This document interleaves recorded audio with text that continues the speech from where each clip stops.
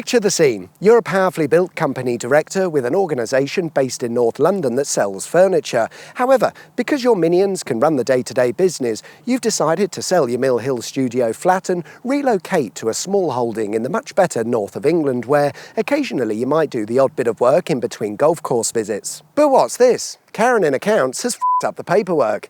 Again. And to fix it requires a series of meetings first thing Monday morning.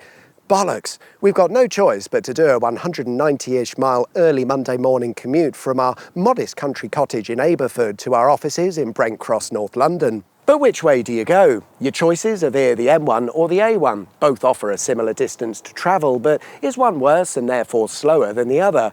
Well, I don't know, but today we're going to find out with a practical demonstration as we make that 190-mile commute to North London.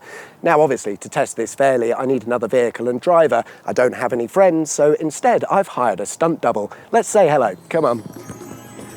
This is Stunt Double. You get what you pay for, I suppose. Stunt Double will be taking on the mighty M1, which means I have the delight of driving down the A1. Let's cut to tomorrow and the start of our commute. First, we have to make our way from home to the official start line, which is the Hookmore interchange. Basically a fork junction where a right turn will send you down the M1 and left the A1. It couldn't be much better as a starting point, really, and it's here that we say goodbye to Stunt Double as we go our separate ways. Wave to Stunt Double. Bye-bye. A1M, that's where we're starting. Let's get ourselves to the offices in London. Go for it, Laurie.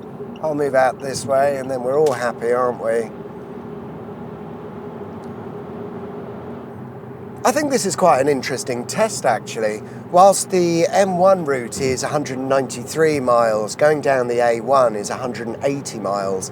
And whilst that might seem like I have an advantage straight away, that's not the case because the A1 is effectively two different roads, the A1 and the A1M. The normal A1 is typically two-lane dual carriageways where you're very unlikely to make much progress, and whilst the A1M is a proper motorway, it only accounts for a few small sections, so yes, we're doing less miles, but very likely a lower average speed. That said, parts of the M1 are now a smart motorway, and we don't know at this moment in time if that's going to cause any issues for Stunt Double, but it's only going to take one lane closure or a 40-mile-an-hour temporary speed limit for his day to be completely ruined.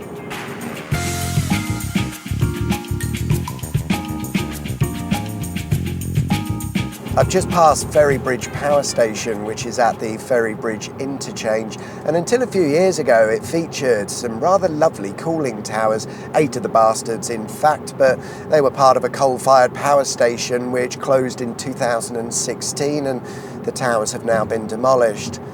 It's a bit of a shame really. I always thought the towers served as quite a nice landmark when you're driving along the A1. Or the A1M in this case. We won't actually hit the first section of normal A1 until just after Ferrybridge.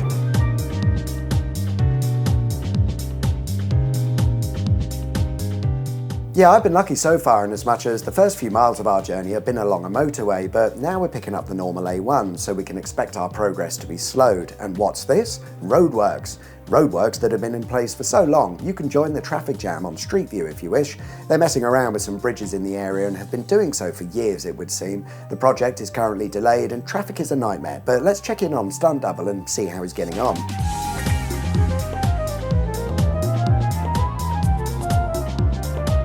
Looks like Stunt Double is doing just fine. Me, on the other hand, I'm thinking about where to make a stop for a coffee and a JPH visit. If you know, you know. And you may also know that on the A1, at a place called Markham Moor, is a hyperbolic paraboloid. Yes, sirree. Markham Moor Services is home to perhaps the most iconic piece of roadside architecture. Unfortunately, today it's owned by Starbucks, so instead we'll be stopping at the Shell petrol station to drink their toilet water because that tastes far better. I should point out that Stunt Double and I have agreed that a stop for a coffee is absolutely acceptable, simply because it's at least a 3-hour drive and you can sod off if you think I'm not having at least one coffee. But to keep it fair, Stunt Double will also have to stop for a coffee, and we reckon 10 minutes for a stop is about right, which we'll deduct off at the end.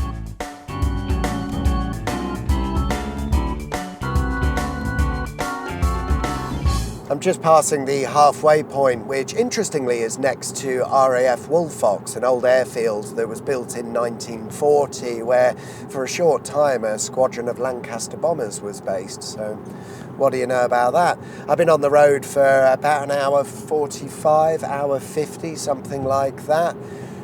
There hasn't really been any major issues, not yet anyway. Turns out it's quite easy being a company director. Stunt Double, on the other hand, was passing through the probably not so smart sections of the M1, and it would appear that things have slowed down a bit. Oh dear, but it's still all to play for. Anything could happen. It probably won't, and it'll just be traffic or roadworks, but I've got to keep the faux drama up throughout, otherwise you'll get bored. More bored. I'll shortly be arriving at what I think will be one of the bigger challenges of my journey, the Black Cat roundabout. It's currently being completely remodelled and redesigned because they're installing a new bit of dual carriageway.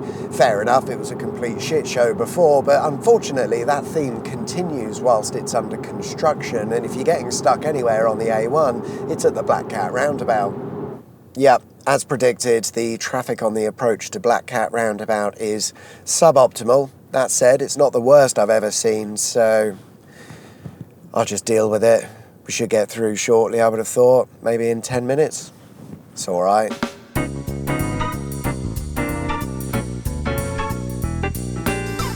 Well, fantastic. That's the Black Cat roundabout dealt with and out the way, and as you can see, it's a lovely open road, so I'm looking forward to probably the final stretch now. I've been on the road for about 3 hours, and I think we've got another hour to go from the looks of it, give or take. We're going to have to see how the traffic is in North London when we get there. But otherwise, for now, I shall continue along.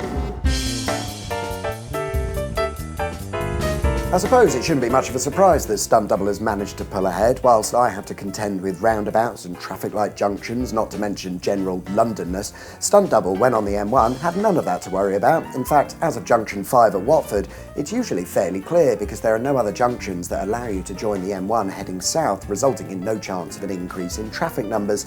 However, Stunt Double does have one final hurdle to overcome, the notorious Staples corner at the end of the M1, which today is perfectly clear and Stunt Double sails right through. Brilliant.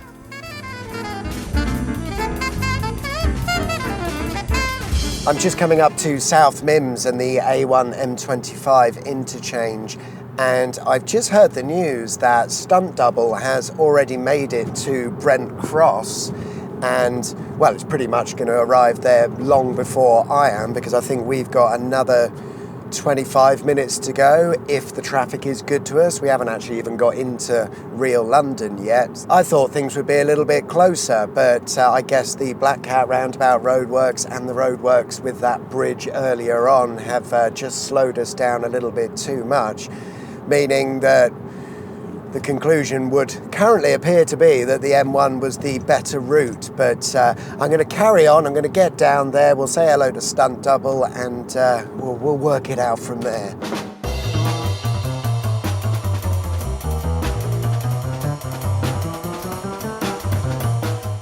I'm just at the Brent Cross interchange, which is the last roundabout. A short distance up from here are my North London offices, and I tell you, when I get there, Karen is in for a mouthful, and not in a good way, making me, the company director, drive all of this way. On the shitter motorway as well. Oh, come on! Bloody hell. In the meantime, Stunt Double had already arrived and parked up. Clearly the M1 was the better choice, although, to be fair, if Karen had just done things correctly in the first place, none of us would be wasting our time. Anyway, where is Stunt Double? There he is, being all doubly and stunt-like. Hey, loser. Hello there. Well done. You went the best way. Back to the studio. So if it wasn't clear by now, the M1 is the better choice. But by how much? The M1 journey of 193 miles was completed in 3 hours 22 minutes, compared to the A1's journey of 180 miles, which took precisely 4 hours, which, interestingly, is still quicker than using public transport. But either way, we have to conclude that the purpose-built motorway, the M1, is the quickest route. Imagine our surprise. I'm not really sure what we've learned, but I hope you liked the video. If you did, there's a button specifically for that, and why not consider subscribing? Thanks for watching. See you guys soon. Take care. Bye-bye.